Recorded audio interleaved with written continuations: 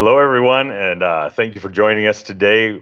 So happy to have you today on this segment of Tech Beat, where leaders learn, innovate, and grow with my esteemed friend and guest, Bassam Salem. So happy to have you on today. It's a pleasure. Thanks for inviting me, Earl. Yes, of course. We're going to come back to Bassam in just a moment, but I do want to provide a few announcements, and I need to pull up my cheat sheet if that's all right. So first of all, my name is Earl Foote. I am founder, CEO of Nexus IT. Nexus IT is a white glove outsourced IT support and cybersecurity services firm based here in northern Utah and servicing a nationwide footprint. Nexus IT takes IT and cybersecurity off the plates of business leaders so they can focus on building their businesses and growing them instead of the intricacies of technology behind the scenes. Let's see. I did want to let everybody know that TechBeat is now on Spotify, on Apple, iHeartRadio, Google, and Pandora, and all of the other major podcast platforms. We do encourage and we would love your support there. Go subscribe. You can listen to TechBeat now in audio format or in video on any of those platforms, anywhere you are. Also, we will have some questions, a question and answer throughout the hour and at the end of the hour. So feel free, whatever platform you're joining us from, type your comments and questions into those platforms in the comments sections. We will get to as much as we can throughout the hour and at the end of the hour as well. We appreciate your support and your engagement. I did want to just update everybody on some upcoming episodes on TechBeat, some really great, promising leaders that we have coming up, including James Jensen, the founder CEO of Jump, who is also the creator of The Void. He'll be joining us in August. I also have a special segment with Jake Hilliard and Eric Sessions from Intellitek's. We're excited to have them join us here at the end of August. Garrett Clark and John Bowers from Silicon Slopes will be joining me in September. Tara Spalding, the managing director of Boom Startup, and Sid Tetro, the CEO of Brandless, are all joining us here on TechBeat in the coming months. So keep an eye out for announcements around those segments. All right, let's get to the man of the hour. So let me tell you just a little bit about Bassam quickly. Bassam Salem. I'm sorry. I will get my vowels right. Anything close works for me. I struggle a little bit because I do speak 3 languages, and the way you pronounce those vowels in those languages are different than in English, and so sometimes with international names I infer. Absolutely. Well, and Salem sounds so normal. Salem sounds so much cooler. Yeah. I lived in Salem, Massachusetts. So there you go. I just got to remember. Bassam Salem started his entrepreneurial journey by founding startup consultancy Mindshare Ventures, followed in early 2016 with the founding of AtlasRTX, the first company incubated within the Mindshare Ventures framework.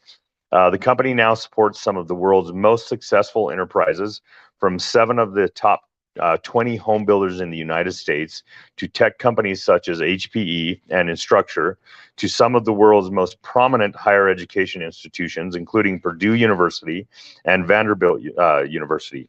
All right, so Bassam, my friend, again, thank you so much for joining me. It's a pleasure, and it's nice to be in Park City. It's fantastic. Yes. In fact, your offices are literally just a block 3 away. minutes away. I'm embarrassed that I drove. I just, but you didn't bring your e-bike in today. I should have. Yeah. I should have. Yeah, I know that's one of your hobbies, one of the things you love to do. I love that. In the summer, I've discovered that allergies can take me down for a few weeks. So I think we're coming out of that season for me, and I'm excited to go back to it. Very cool, awesome. By the way, we're joining you from the atrium at Kiln Park City. Super happy to have Kiln always as a partner, and obviously a really cool space here that we're in. But Sam, let's get a little bit more. Let's start to get into kind of your story and your journey to start this segment off. I know because you and I know each other personally. In fact, our kids played soccer together, many years. 10, 12 years ago, starting 10, 12 years ago. Oh, yeah. So we saw each other on the soccer pitch quite often, and started to spark up conversations when you were COO at different, different companies. And AtlasRTX, Yeah, exactly. I remember those days. That's crazy. Yeah, long and out of town tournaments. We'd be That's right. in Grand Junction or Las Vegas. Las Vegas in February, freezing. Exactly. Anyways, we've known each other for a number of years. I know your story, quite a bit, and you're somebody that I've always looked up to, admired, somebody that I've always followed because you're genuinely a really great person, a really great leader that has really high care factor, and somebody who I've learned so much from in my journey. That your depth of understanding of business and people and leadership, and how that all intertwines it is off the charts. There are a lot of people that just simply don't have the acumen that you have on those fronts. And so I've followed you, I've learned from you, and I know your journey, fairly well. Humbled by all those comments. Thank you. That's very kind of you. My pleasure. And it's all absolutely true. Thank you. I know you were a schoolboy in Egypt, born in Egypt. Your family went from Egypt to the UK, ultimately, ended up in Utah. You are an immigrant to the United States. You were an immigrant to the UK. Maybe if you can just kind of, give us an overview of your journey from childhood and how that led into Bassam Salem of today as the founder CEO of Mindshare Ventures and AtlasRTX, and just kind of tell us a little bit about that whole story, if you would.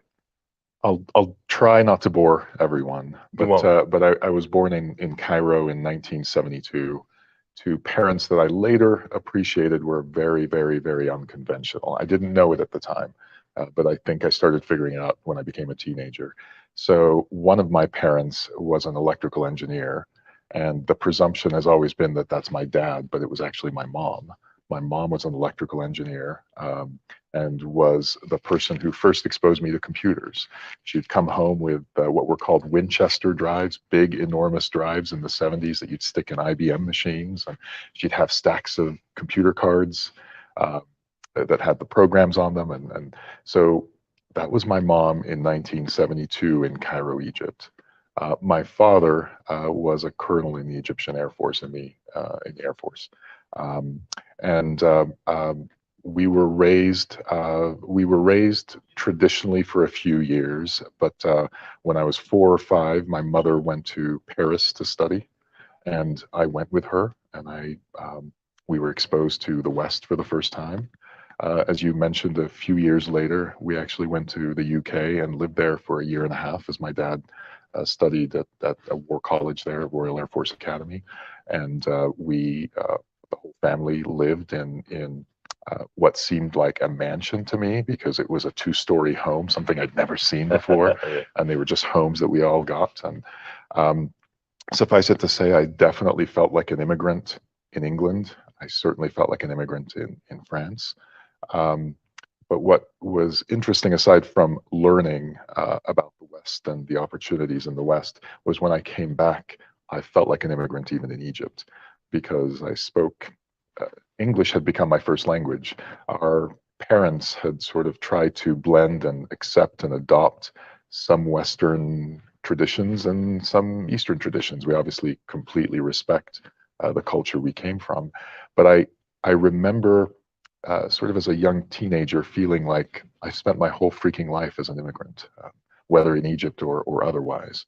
So when we moved to Salt Lake City in 1986, I was 13, just before my 14th birthday. I had sort of become accustomed to that notion of immigrant.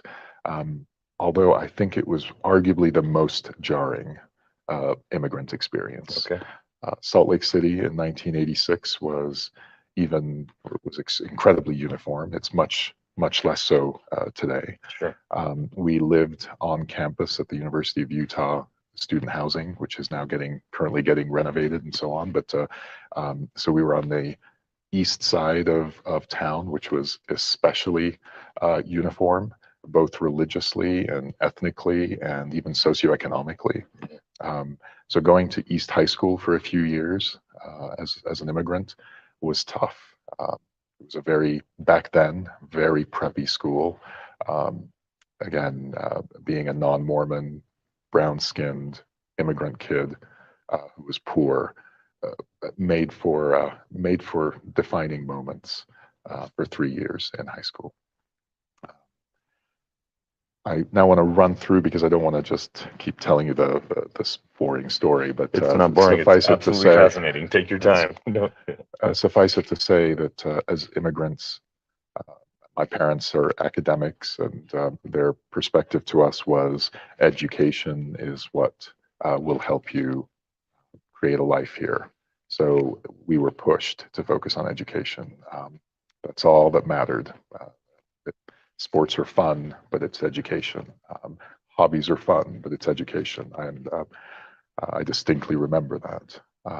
So all of us, including my younger brother and sister, went through the University of Utah, and eventually I completed 4 degrees at the university. My not so great joke is when you're the kid of an immigrant, you're supposed to either be a doctor or a professor. Those are the 2 paths. Yeah. In Egypt, law is not one that we think about. Certainly not finance. So it's doctor or professor. Okay. My sister became a doctor, and I was supposed to be a computer science professor. So I was on my path to computer science, although it was a tough one. It was certainly not an easy path. But then I eventually was able to get an H-1B with a local software company in the mid-90s. And that really sort of created my second path, where I realized, I actually like this industry thing. This industry thing might suit me better. And I've been fortunate to build a career here in tech since the mid-90s. And I feel like one of the luckiest people on earth. I did not do anything personally to deserve being able to be in the US. I have many, many cousins in Egypt who are smarter than me and work harder than I would or could, and they're not here. And I think I benefited from the quality and quantity of opportunities in this country. And I think we so often forget how much there is here, how easy, with all due respect, how easy it is if you're just willing to put in some effort to make it in this country. Yeah. I'll stop there, because I don't want to put everyone to sleep. No. This is all absolutely fascinating. And look, you are one of the things I've always admired about you. And one of the things that I connect with other leaders is when leaders who have attained great things learn and know how to still have great humility, right? And you embody that. Thank you. So so the audience knows you're not looking at any ordinary guy here, and I know you would say otherwise, right? But to go through that journey of being an immigrant in 3 different countries, right? Landing in Utah, in an environment that was not really conducive for you, that wasn't overly welcoming to you, and to do very well in your studies, and then to become a senior executive, a C-level executive in some tech companies, some very good sized tech companies and startups, and to transition that into a founder and CEO, right? Those are no small feats, and Thank you. many Americans, born in America, struggle, to reach those same feats and those same heights. And so I do want to acknowledge, that, and obviously, certainly parents play a role in that, but it's not just about parents. It's about, a child who sees a vision, and who understands, that they want to make something of themselves and do something more meaningful with their life. And so, But I want to come back around a little bit to, and we'll come back to the story of Mindshare and of AtlasRTX here in just a moment. But you keyed in on something that I am keenly aware of. And I'm keenly aware of it because, and many people in the audience may not know this, but the mother of my 3 biological boys is Mexican. She immigrated to the United States. We met here in Utah, and were later married. My current wife, Angie, is Costa Rican. She immigrated to the United States, was in Texas for a number of years, came to Utah. We met after my ex-wife and I had divorced, and she's Costa Rican, also an immigrant to the United States. My 3 biological children are Mexican American. Yeah. My 2 stepchildren are Costa Rican American, both born in Costa Rica. They are immigrants. Of course, my boys were born here, but Absolutely. They are Mexican American. Both of my ex-wife and my current wife Angie, they've both, and actually I have a lot of immigrant friends. In fact, for some reason in my journey in my life, I think that I've often connected more with people from outside the U.S. than I have from native-born Americans, right? Yeah. Huh. So I have a lot of friends that are immigrants, and there's this theme that is always consistent for immigrants, no matter what pinnacles they might reach in this country or their home country. I usually find that most of them feel like, and no matter how long they've been in any country, they usually find that they're stuck in no man's land, that they don't really feel like they belong either here or there, right? They don't belong back home. They don't belong, in the country where they've immigrated to, in the United States in this case. Can you maybe just expand a little bit on that and how that, maybe shows up and plays a role in life? Wow. That's a big question, but I appreciate the perspective and you're sharing your own experience there. I think I first really realized it in the early 80s, when the first thing people would ask me, you don't see yourself that differently. Your inner eye is the same. You just see yourself like everyone else. But I would immediately get asked where I was from. I would immediately get asked, candidly, things I remember feeling like, that's a pretty personal question. Did you come here for religious reasons, or are you religious? Are you of the local religion, maybe? And I remember just sort of sensing like, can I just fit in? Can I just blend in and talk about other things? Because it was less about insecurity and more about, it's not what I'm interested in talking about. It's not what defines me only. Although, let me candidly tell you that the older I get, the more my father's guidance to me as a kid comes true, which is the older you get, the more you'll appreciate that you are different. And I sort of sense that internally. I feel like one's appearance can sometimes get hidden and forgotten for a while, and then when something happens, suddenly it surfaces. So the story I hope I can quickly tell, that I hope will make it feel real, was I thought I was an American by the time the late 90s came about. I had been here for 15 years, early 2000s.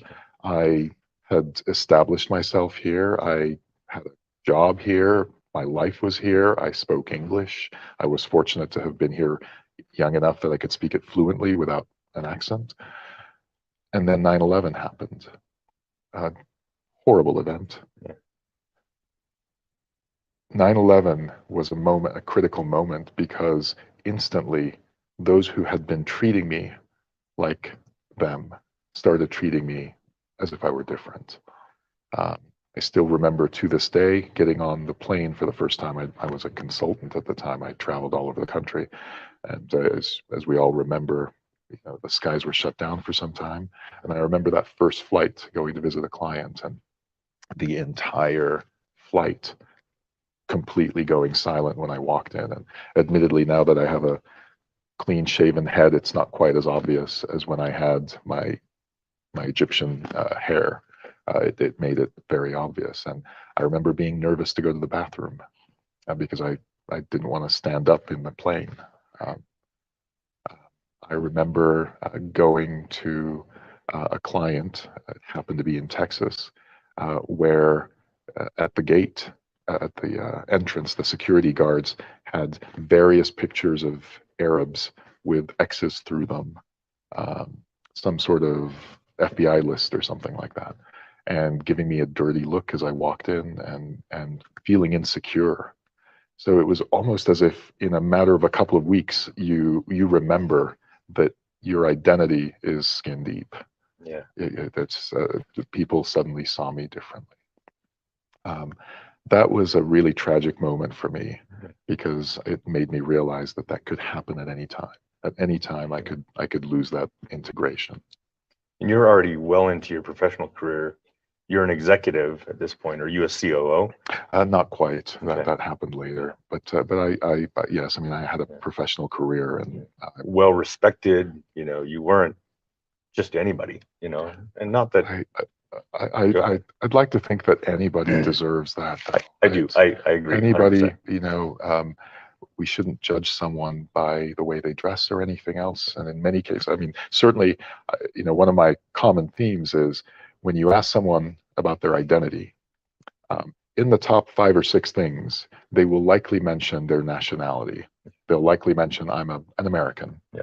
They'll likely mention the religion they were raised with. Mm-hmm. They might mention some tradition or something like that as part of that identity. And my contention is, isn't it strange that we select things that we didn't choose as our own identity? Mm. I was born in this country, therefore I'm an American. Yeah. I was born in a Catholic family, for example. I wasn't, so I'm a Catholic. Mm-hmm. And those become so core to our identities, and we'll fight for them. Yeah. Yet we didn't choose them. Yeah. Just like the Egyptian didn't choose it, and neither did the Libyan or the Frenchman, and so on.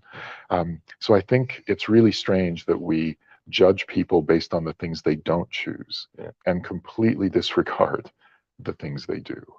Yeah.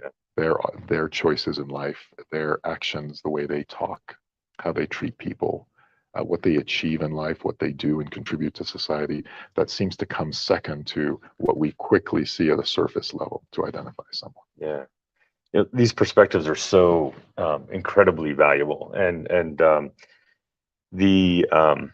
I mean, you got a little emotional. I'm getting a little emotional thinking about your experience of 9/11, and suddenly who you are in this country changes, right? And boarding a plane, and even being in fear to stand up and go to the restroom, because what are people going to think, right? And is somebody going to try to jump on me, or Exactly. That's a very intense experience, and one that I think many of us who are native to whatever country we're native to, in my case, the U.S., there's just no way to have a reference point for that, right? And no way to appreciate that until you hear the stories, right? And you understand. And even at that, there's no way for us to have lived it and to really connect on the level that you have. It's more than apparent to me that those experiences have also and the deep thought and work that you've done as a result of those experiences have defined the man who stands in front of us today, the leader, the CEO who stands in front of us today. And it's apparent to me that that's one of the reasons why you are a leader with deep empathy, right? A leader who sees and understands the humanity in business and people. That's something that I value deeply, and it's something that often is missing, right, in business. And so I appreciate that in you. I want to acknowledge that. Thank you. Yeah. Thank you very much. Yeah, of course, buddy. So let's talk a little bit about how that's led to Bassam Salem now, coming from a successful career as COO, and deciding to venture out on your own, right, and do something on your own, and forming Mindshare Ventures, and how that becomes AtlasRTX. And maybe tell the guests a little bit about what AtlasRTX is, and feel free to plug. This is your opportunity to tell the story of your business and the problems you solve. Right. This will feel a lot less emotional, a lot less sensitive. But I had been fortunate to have built a career initially in the we'll call it mid to late 90s as a software engineer, early 2000s as a consulting and operations manager and director, and then later as an operations executive, as COO at a few companies. And I think by then I was in my mid 40s, and I was having a midlife crisis, sort of appreciating I'm in my mid 40s, 50s not that far, and 60s right around the corner. What do I want to do with my life between now and the end of my career? And I had seen myself as a great number two. I sort of felt like I was great to partner with an entrepreneur. I didn't think of myself as an entrepreneur. I'm not crazy enough. I'm not the visionary, artistic, creative, pie in the sky guy. I'm the spreadsheets and graphs and diagrams and process, and I'm boring. Engineer minded and engineer minded. The immigration, the background of immigration probably, maybe I'm speaking out of turn, but maybe makes you a little more risk averse, right? Actually, very, very good point. Yeah. Very, very good point. In fact, my biggest fear about taking a leap out of this traditional path where I was being rewarded was, what am I going to tell my immigrant parents who gave up everything for me to now be in this fancy white collar job, being paid tons of money with a big team and assistants? And I almost felt guilty. Like, why would you quit that? Why would you give up what you've been able to achieve? And I really felt, I was afraid. Yeah. Even as someone in my mid 40s, I was afraid to tell my parents. But my wife, who has not just been my best friend, but the one who has constantly told me it was possible and believed in me, positioned it as, why don't you do something for a year? Just take 1 year of time, and this is the best piece of advice that I was ever given. Nothing is forever. Just think of it as a chapter, and at the end of the year, you can revisit and do something else. So I decided that for 1 year, I would do what I was really passionate about. And what I was really passionate about is that inner professor in me came out, and I loved coaching and mentoring younger ops folks. My specialty was operations and product. So I thought, I'll spend a year just being a consultant, potentially working for free if they couldn't afford to pay me. And if they could afford to pay me, I'll make it nominal. Excuse me. And I'm going to form Mindshare Ventures, and I'm going to leverage other sort of, let's call them seasoned executives from in finance, in CTOs, a variety of chief product officers, and I'd bring these folks with me, and we'd go help entrepreneurs succeed. That was really the genesis behind Mindshare Ventures. But I very, very quickly realized, one, I'm only working 30, 40 hours a week, and I'm an immigrant. I need to work 50 or 60 to feel like I'm busy. And second, I felt in a sincere way imposter syndrome, because I had never been an entrepreneur, yet I was advising a 28-year-old entrepreneur with zero revenue. I'm an $8-10 million guy, and take it from there in revenue, 8 to 10 million in revenue and up. Yeah. So I'd done that multiple times. Yeah. So I thought, all right, if what I am doing and all the guidance and frameworks that I'm building are any good, I should be able to incubate a company within Mindshare Ventures and actually have it succeed. So that was the intention behind Atlas, believe it or not. And the A is the first company. So the name was not even, I need to come up with a really cool story for the genesis of the name. But that was really, let me build a company and do it the right way, let me have it be about people in a real sense. Let me bring in co-founders. Let me not get on a financial, what do you call it, treadmill, a financial treadmill where we raise money too early and then blow up in 18 months. And let me really do it right. Yeah. And then use it as a role model for future Mindshare Ventures and for future guidance. And then I would now suddenly, oops, sorry about hitting a mic. I will now suddenly have firsthand experience. Yeah. And that was really the genesis of the story. And after year one, we had hit the milestones, and my wife jumped in and we kept going. And we have now, this is year 7. We have a great team here in Park City. And we have amazing clients, many Fortune 500 companies. I'm actually proud to say that, I'm sorry we didn't correct it beforehand. We were at 7 out of the top 20 builders, for example. We're up to 10. Wow. And we have a number of other higher ed institutions that we support, including Emory University and Fordham. So we've got, we've built we've built a really cool company. I'm really proud. That's amazing. And thank you. To have, that level of client, is a significant accomplishment, right? Thank you. Oftentimes it takes startups much longer than 7 years to get to that point. You start, taking down the smaller, opportunities first, and then work your way upstream. And then we're still in that process, and SMB through SME at Nexus IT, and we're starting Absolutely. to look at our enterprise plays, and that's 24 years in, right? So good for you. I don't know if I could do it for 24 years. That's impressive. Yeah. I now have an appreciation for how hard being an entrepreneur is, Earl. So I sincerely have empathy, appreciation for you. I think those of us who are in the field, shall we say, operators working for a company that's venture backed or PE backed or whatever, I think we think of ourselves as entrepreneurial. This is a hard job. Being a COO or a CTO, it's a hard job.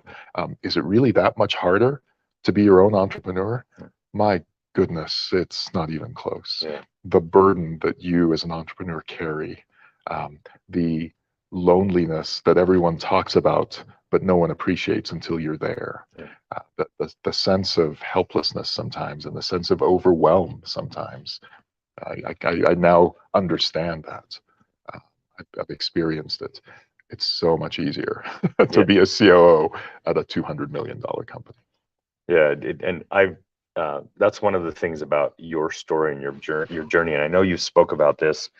I've seen you speak about this on more than one occasion, that there's a significant difference in being a hired executive and being the entrepreneur, founder, investor, your money on the line, yes, exactly. Right? and CEO of the organization, right?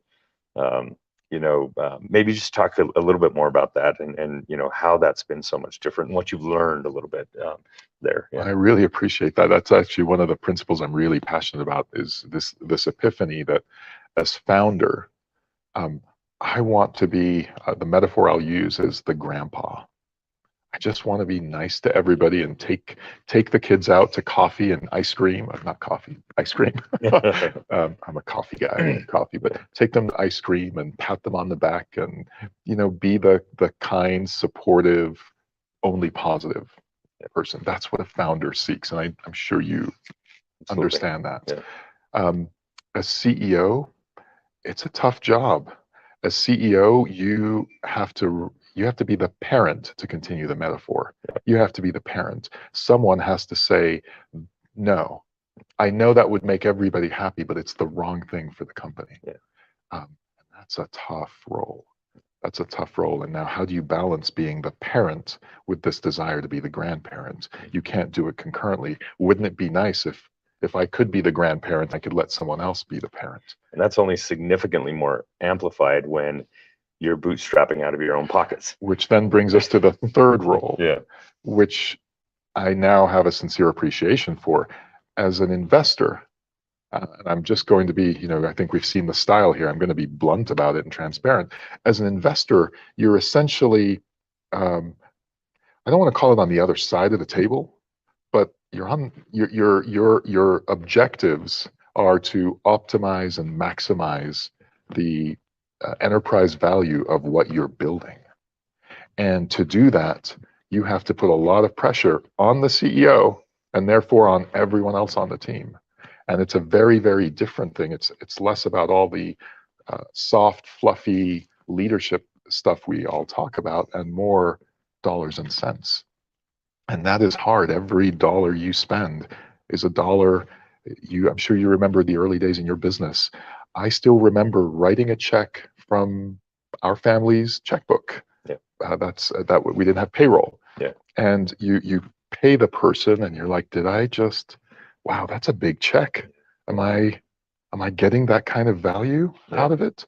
And that tension suddenly really puts a different perspective on things. So you combine being an investor with being the CEO, with being the founder, and we have got a serious problem. It's really tough to balance it all. Yeah, yeah. It's a wonder we don't all go insane. It's true. It's multiple personality disorder. Yeah. And I'm sure my team feels this way. Which Bassam are we getting today, right? Which is it going to be the grandpa, the parent, or and I don't know what the metaphor for the investor would be. But. Yeah, and really for the founders that are joining us out there, first of all, we understand this dynamic in the journey. I've been on it for almost 24 years. Wow. Bassam now for 7, and just first of all, this is why the power of a circle, a power of a network, a power of friends. Bassam and I, every now and again on a Saturday morning, we'll grab coffee, sit down, just commiserate with each other, and talk give each other a hug, Yeah. And I know you do that with a lot of founders, which I appreciate. That you extend your open arms to other people, to help founders in their journey and to navigate, some of the difficult waters. And maybe for those that aren't founders out there, we try our best. None of us are perfect, and I think most founders that I know, deeply are good people in their hearts, right? And they're trying to produce the right outcomes for everybody and the right experiences for everybody, right? And sometimes you just can't make the stars align exactly how you want. You can't be the grandparent all the time, right? Exactly. And that is a difficult place for us to be in. So, what I'm saying is cut us some slack sometimes, because the pressure is real. And frankly, there are times where many of us are on the edge of breakdowns, and I've had dear friends who have had very severe breakdowns because of the pressure, Absolutely. When it's your money, you're bootstrapping it, you're the founder, you're the CEO, or you're one of the senior execs, right? And you're part of that founding team, right? It's no joke. It's difficult. You're absolutely right. So, which by the way, this conversation, you and I could go on for hours, I think, and, your story and your journey is so fascinating to me. And I think, of so much value for so many. And I know we've taken a good amount of time. In fact, we're about 40 minutes in right now. But I do want to shift a little bit and talk a little bit about how your journey has lended to your appreciation for DE&I, diversity, equity, and inclusion in the workplace. Let's talk a little bit about that first, and then we'll talk more about the impacts of that and why is it important if it is, right? So maybe just that first part of that first. At some point, I think it was in my mid to late 30s, I realized that there were a couple of key moments in my life where a single person made a decision that made it possible for me to be here. So there are 2 people I want to publicly recognize. The first was 1993. I was finishing my CS degree at the University of Utah. I graduated. I did pretty well. I wasn't the very top of the class, but I did pretty well. I thought I could go to graduate school in computer science at the U, and I should be able to get in because I, after all, graduated there and I was a pretty good student. Um, Suffice it to say, I was utterly devastated when the University of Utah rejected my application. And I went into the graduate advisor and asked, "Hey, what happened? I'm a pretty good student. Look at my grades and my references." And she explained that because I'm a foreign student, I'm on an F1 visa, I get evaluated against a completely different pool than American students. And after all, we're a state university. And I love the University of Utah, by the way, and I'm in fact honored to be on the board now. So I love the university.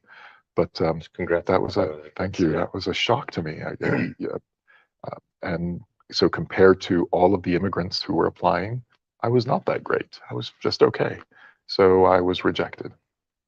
And a professor by the name of Lee Holler, who had taught me a couple of classes, heard of my plight. I didn't approach him. He heard of it. He called me into his office and said he was going to do something about it, and that if I would work for him this summer, summer of '93, that he would see what he could do. I worked my butt off that summer because he gave me a chance of a lifetime. And it's thanks to him that I didn't lose my visa, and I would have been forced to go home. My visa would be, and suffice it to say, Lee Holler changed this person's life. He could have given it to any kid for whom it wouldn't have made a difference, but because he gave it to me, it made a difference. I'm not going to repeat a similar lengthy story later in my career, but at one point, as a good technologist, I thought of myself as an individual contributor and one who would become a rock star individual contributor at 50, not a leader. Because candidly, those of us who were computer scientists and who were immigrants were always seen back then as individual contributors. Back then, there were no Indian CEOs of tech firms like we have today. That didn't occur. We were stereotyped. We were siloed. And Michael Resnick at Siebel Systems, who first said, Bassam, I think you could be a leader. I'm going to put you in this role and have you be my right hand. And I'm so grateful for Michael Resnick because he taught me I could be a manager. I wasn't great at it, but I could do it. So now we jump forward and realize, oh my gosh, these people can change other people's lives. So for me, DE&I is not about how does that help a business or why our business is going to do better. Who the hell cares? Pardon my language. That's not what's important. What's important is what's the right thing to do. Do we owe it to people to give them a chance? Do people deserve a chance? People who want to work hard, do they deserve a chance? That in and of itself is enough for me. Do I believe it does help a business? Absolutely. Who wants to work in a business where everybody looks the same and talks the same and believes the same? Yes. Do I believe, therefore, that those businesses will do better? Yes. But that is not the reason I do it. And today I'm so incredibly passionate about it because of my own experience. I want to be the Lee Holler or the Michael Resnick for others. I want to be the person who gave people a chance. And you have been, by the way. Thank you. You have been. And I've seen that in your journey. In fact, again, your life experience has created this deep empathy for humanity, right? And a deep empathy for potentially the underdog, right? And I've seen that actually in the way you recruit, in the way you look for interns, in the ideals and core values of your organization and your 4-H's, right? Thank you. What are your 4-H's? There's hungry, happy, humble, hungry, and horsepower.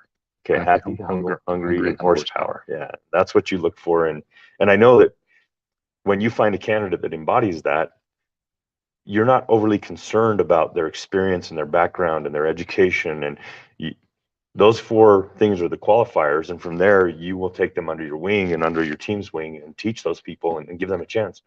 Absolutely. And I sincerely, while they sound like nice marketing characters. I really, really believe in them. I think, and I more so today than I ever did. If we really distill it down, I really believe that those four ingredients define the perfect person you want to bring into a team, any type of team. Yeah. Happy people are not toxic; they're grateful. Happy people are bring up the energy in the room instead of bringing it down. It doesn't take many unhappy people to destroy a culture. Humble people. No one needs a know-it-all. No one care. I don't need a know-it-all because they're going to be the same person next year as they were last year. So I want humble people, even if they don't know much today. Humility will allow them to grow. And then hungry. You're a founder. I'm a founder. The bar is high when you are building a team. I don't need to build a lifestyle business. I don't need to build a lifestyle team. I want people who want to be all in and grow, and this is what they're focused on. This is what they want to do. And those folks are few and far between. So when we find them, we give them a chance. Yeah. Horsepower, I sort of leave till the end because candidly, horsepower is one that in most cases is sort of innate. And I don't like that about it because it's the one trait that is really hard to change in someone. But we meet people with incredible horsepower, and you're like, if you can add those other three attributes, nothing will stop you. So happy, humble, hungry horsepower. Yeah. The interesting thing is if all you have is horsepower and you don't have those other three traits, you're probably not the right fit to really join a growth-minded team, Exactly. That's in a significant growth sort of business, right? Exactly. And I've seen with your journey, you do these summer internships specifically with immigrants. And remind me the criteria there. I know there's a criteria of. Go ahead, if you would. No. Yeah. So we thank you for bringing that up. Yeah. We have a number of programs. The first is really for high school students who are immigrants and hoping to go to college, who may not be exposed to what working in the business world is like. They may not have had that opportunity. Their parents may have never been able to expose them to it. So we love bringing in what we call our Salem Scholars, where we give them a scholarship towards their university education, and we expose them to what sales is like, what marketing is like, what engineering is like, so they can have perspective before they go to college. But likewise, I'm really proud to say that over the last couple of years, we've now hired what we call apprentices post-college. We have a number of them with us, started with us, who are folks who came like me as foreign students and finished an MBA at the U or a master's in finance or something like that, and who need someone to help sponsor them beyond that. So despite our small size, we will take happy, humble, hungry folks from any country who have graduated here and who need someone to give them a chance. So we do have that as well. Yeah. It's so cool, to see a leader in a team who has taken a very mindful approach to how you create a positive impact that's beyond just providing employment and a paycheck and a 40-hour work week, right? But how do you really spread your net wider, and do something meaningful for people, right? Thank you. I see that. I acknowledge it, and I honor it. So thanks very much. Thank you for for being that type of leader, that type of individual. It's commendable, right? Thank you. And others were that for me. So I really feel it's only fair. But I've been given so many chances. Yeah. Maybe let's talk, and we've got about 10 minutes left here. By the way, Diane Moore, who's joining us, says she loves the 4-H's, and so do I. Thanks, Diane. If you're not following Bassam on LinkedIn or any other social mediums, do it, because I learned so much from you. Oh, you're kind. I really do. You've always got nuggets that are just like, why didn't I think of that? No. I'm 24 years into this thing. Why didn't I think of that? Let's go back just a little bit.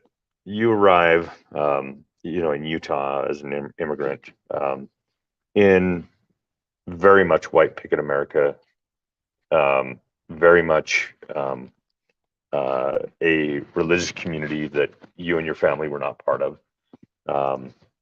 You were immediately, and I don't want to use the term incorrectly, but you were immediately outsiders, right? In the community. And maybe let's talk more about where you are today and where, your hometown that you live in now, Park City here, right? Tell us a little bit about maybe the role of diversity and inclusion in community, not just business, and what that means to you. Oh, I appreciate that. Maybe I'll to try to connect it personally. One, in an attempt to integrate when we came here, one of the things I'm really proud of about my parents is, yes, we should immigrate. Yes, we should go and challenge ourselves and grow elsewhere. But no, we shouldn't just take everything that we have with us and force it into the new world. Let's take and keep the best of what we have, and let's integrate here. So I'm really proud of that approach because I think it allowed us to be open, less defensive about things, and more willing to adopt. One of the things that in some ways I regret is my parents allowed us to take on Western names, shall we call them, Western names for professional reasons here. So I picked the name Mark from a TV show I liked, and my younger brother picked Steve Austin, $6 Million Man, another TV show. My sister happened to be a Maggie already, so she didn't need a Western sounding name. But I distinctly remember sending out resumes as Bassam Salem versus resumes as Mark Salem. When I'd send resumes, by the way, as Bassam Salem, suddenly it was Bassam Salem. Mm-hmm. When it was Mark Salem, suddenly it was just Mark Salem. Yeah. I would get interviews 8 times out of 10 under the Mark moniker. I would almost never hear back under the Bassam moniker. And that was distinctive for me because it sort of taught me how the world worked. I regret that it took me until 2002 when my son was born to do away with my dual identity and go back to Bassam. So now going to the question you asked is how important is diversity in a community? And I really believe that we need to find a good way for folks who come overseas to bring the richness and color and energy of their local place. And we should accept them and let them exercise that. But I also think it's fair of them to hold themselves accountable to needing to integrate, to trying to integrate. And it's tough to put that bar on the immigrant because in some cases, the environment around them is not accepting. Mm-hmm. So they're forced to just go find people like them who will accept them. Wouldn't it be great if we could get the best of both worlds, where there is acceptance and people could blend in and we could really create the so-called melting pot? It creates really vibrant communities. Let's get the best of everybody and bring it together. And I hope we can create places where no matter the spelling of your name or how hard it is to pronounce or where you come from or how you dress, that we can just bring the richness in and integrate it. Yeah, there's so much there, right? So many very, very wonderful points. I think, for me, the thing that I want to kind of wrap up here, and then maybe just a final question as we wind down the hour here.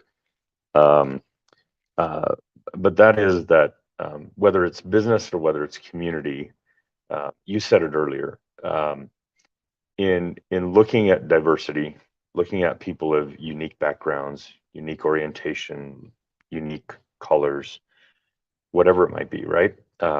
First of all, recognizing the humanity in each one of us, and just doing the right thing because it's the right thing to do. A good friend of mine, a musician that I've lost contact with, sadly, and I need to reconnect there. But he used to say we're all 5-finger beings, right? And we're the same, right? You take the skin off, and we are the same, right? And besides that, for me, variety is the richness of life. Taking all of those ethnic and cultural traditions that are and we've lost so much of that in the U.S. We're a melting pot, right? And so we've lost some of those really unique, deep cultural traditions that are so beautiful when you travel and you go other places and you see um, the heart and soul of people that are so deeply connected to a culture that dates thousands of years back, right? That's beautiful, for one. Two, as tech leaders in Utah, I know many of us, and not just tech leaders, but many business leaders in Utah, are champions of diversity.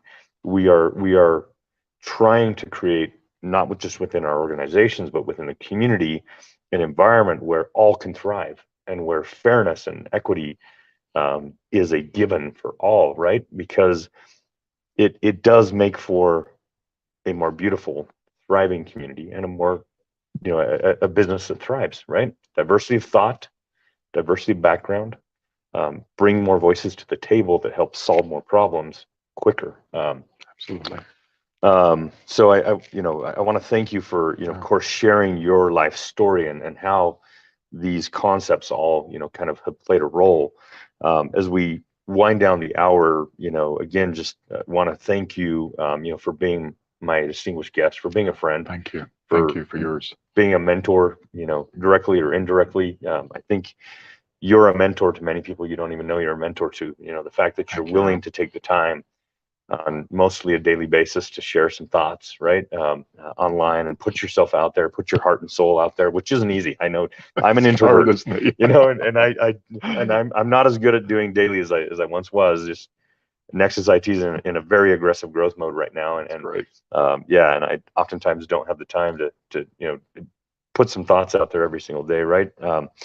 But I do want to get to one more question, and we'll go over the hour, just a few minutes. But I wanted to thank Mallory Lovestad, who's our director of marketing, behind the camera today, making sure that everything's working. So thank you, Mallory. Appreciate you being here with us. And smiling at us from time to time. I appreciate it. Anyways, just final question. This very intriguing journey you've been on. From Egyptian schoolboy to France to UK to the United States to engineer to executive, senior executive to founder, investor, CEO, right? What do you think is the greatest lesson you've learned? And it can be life or business. What's the greatest lesson you've learned, and what would you like to share with the audience that you think would be of value as some parting words? I'll keep it brief, and I'll go to the 4-H's again.